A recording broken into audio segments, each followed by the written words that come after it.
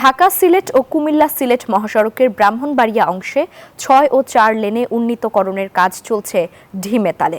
মহাসড়কের বিভিন্ন অংশে দেখা দিয়েছে খানাখন্দ, কাদা পানিতে চলাচল করাই দায় হয়ে পড়েছে। যানজট এই সড়কের নিত্যসঙ্গী, এতে ভোগান্তিতে যাত্রী ও পরিবহন কর্মীরা। ঠিকাদারি প্রতিষ্ঠান বলছে সমস্যা সমাধানে কাজ চলছে। ব্রাহ্মণবাড়িয়া থেকে মাসুক হৃদয়ের তথ্যচিত্রে ডেস্ক রিপোর্ট। সড়ক জুড়ে ছোট বড় অসংখ্য গর্ত, জমে আছে পানি, কোথাও কাদামাটির স্তূপ, আটকে যাচ্ছে যানবাহন। ঢাকা সিলেট মহাসড়কের ব্রাহ্মণবাড়িয়া সরাইল বিশ্ব রোড মোড় ও আশুগঞ্জ গোল চত্বর এলাকার চিত্র এটি। বান্ডেল থাকলে প্রতি সেনমানিতে টাকা বাঁচবে।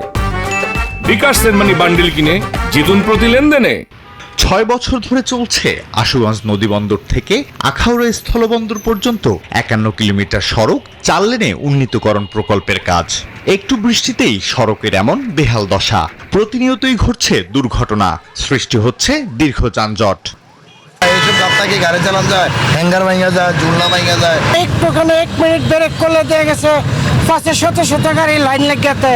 চলাচলকারীরা বলছেন এই সড়ক দিয়ে যাতায়াত করলে বাড়ি ফেরার নিশ্চয়তা নেই। মহাসড়কের নির্মাণ কাজ চলছে ঢিমে তালে, অভিযোগ তাদের। এক সিঙ্গেল রাস্তা দিয়ে দুইটা গাড়ি চলাফেরা করে, একটা আসে আর একটা যায়। এই আসা যাওয়ার মধ্যে দিয়ে আর এক সাইড বন্ধ থাকে গর্তের কারণে। অতিরিক্ত জ্যামের কারণে আমরা ঠিকমতো সময় মতো কর্মস্থলে যেতে পারি না। পুলিশ বলছে রাস্তা কার্পেটিং না করা পর্যন্ত সমস্যার সমাধান হবে না।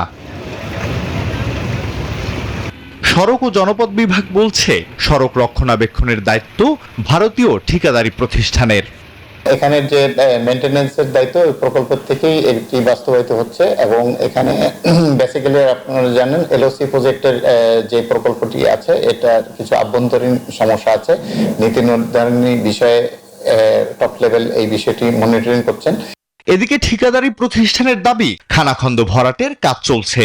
हम लोग इसको जो भी पोर्टफोल है उसको बढ़ देंगे और ऑलरेडी हम लोग काम कर रहे हैं, तो इनके रिक्वेस्ट पे हम लोग कल मैन पावर को और बढ़ाकर इसको और तेजी से कर देंगे।